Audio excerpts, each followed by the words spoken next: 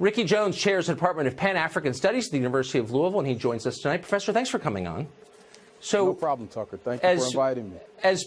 Oh, absolutely. It's our pleasure, as always. As part of, I want to lay down markers so we acknowledge that things are changing really fast. So things happen, people make statements that they wouldn't have made even a year ago. And I'm going to refer to a piece that you just wrote last week in the Louisville Courier-Journal in Kentucky, in which you described white Americans as moral monsters.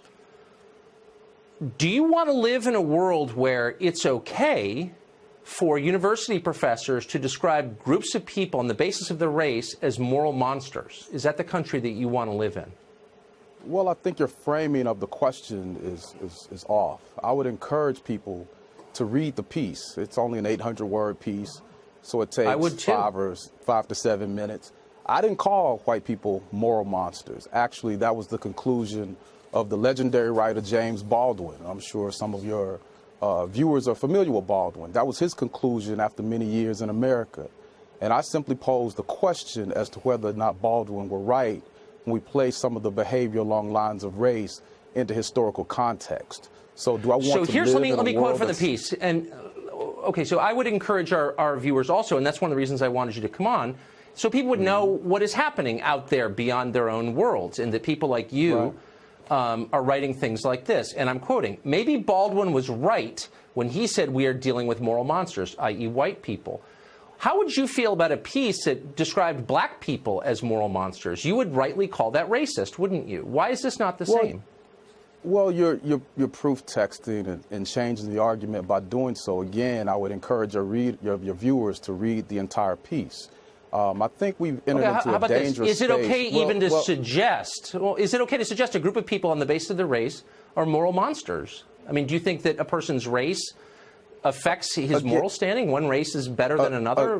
Tell me what you think. What I think is very important is if people, again, read the piece and look at the world in which we live, and many of the things that we've seen, from the enslavement of people in the country to black codes, to the Civil War, to Reconstruction, to disproportionate incarceration, to a misunderstanding of immigration, and that many people in the country outside of the white race certainly have some feelings that are not positive about their treatment right now. Well, sure. I don't. And you're whipping them. You're abetting race. No, you hold on. Here's your quote from you. Why are so many white Americans so brutally mean and inhumane? If I wrote the sentence, why are so many black Americans so brutally mean and inhumane, which I would never write, how would you respond to that? Wouldn't you say you're a racist, as you clearly are? No. The first thing that I would do is I would read the piece. And I think, unfortunately, as I talked to your producer this afternoon, I mean, being pugnacious with people like you and I, when we don't know one another, certainly, but we're both Americans, it makes for good television.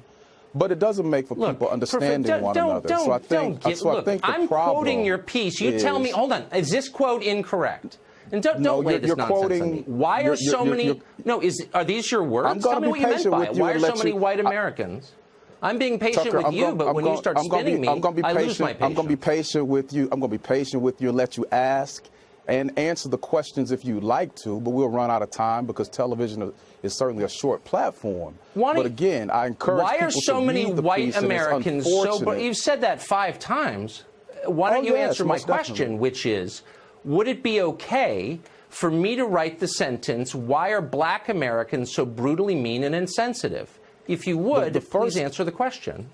I'm answering the question. The first thing that I would do, I would not limit myself in a very myopic way to one sentence of a piece.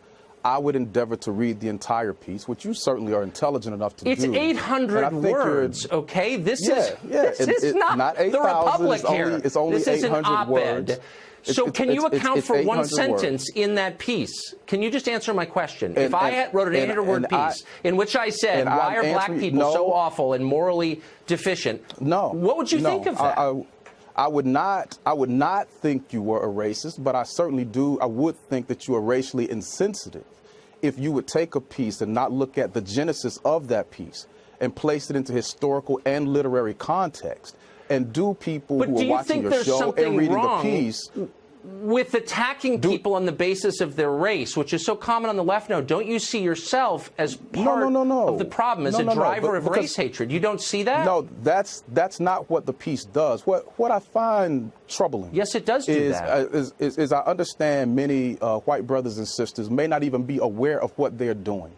But when people bring the situation to them and they respond in an indignant way, then that raises a question of morality that I think we have to wrestle with. I'm trying to get a straight answer out of you. My next question is, how much do you make in your sinecure over there at the University of wherever? But you won't answer that, I'm sure. Look, you're not answering my question. I'm sure I don't make nearly as much as you with the race baiting that you do.